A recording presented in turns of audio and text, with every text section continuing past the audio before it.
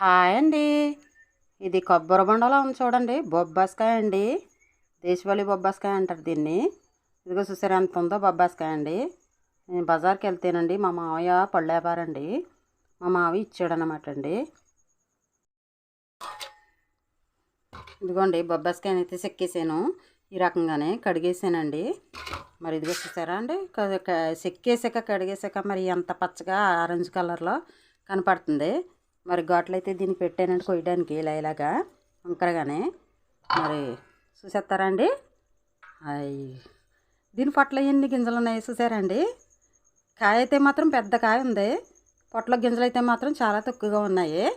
మరి ఇలాగా ఫ్లవర్గా బాగుందా, ఇలా కాయలా బాగుందా బొబ్బాస్కాయ? మరి బొబ్బాస్కాయ అంటే ఎంతమందికి ఇష్టం? లైక్ చేయండి, సబ్స్క్రైబ్ చేయండి. ఇదిగోండి బొబ్బాస్కాయ ముక్కలు అయితేనే చెక్క అయితే తినేసాం మేము. మరి ముక్కలైతే ఫ్రిడ్జ్లో పెడదామని బాక్స్లో పెట్టాను. మరి పెట్టకుంటా కోత గణం అంటారు చూసారా అండి. బొబ్బాస్కాయ సొత్తే ఎంత, దాని పొట్టలో కూనే గింజలు వచ్చినాయి. ఎన్ని గింజలు వచ్చినాయో చూసారా. మరి ఎన్ని మొలేస్తాయి, ఎన్ని గింజలు మొలుస్తాయి, ఎన్ని గింజలు మొలవో నాకైతే తెలియదండి. మరి బొబ్బాస్కాయ అంటే అంత ఇష్టం. లైక్ చేయండి, సబ్స్క్రైబ్ చేయండి.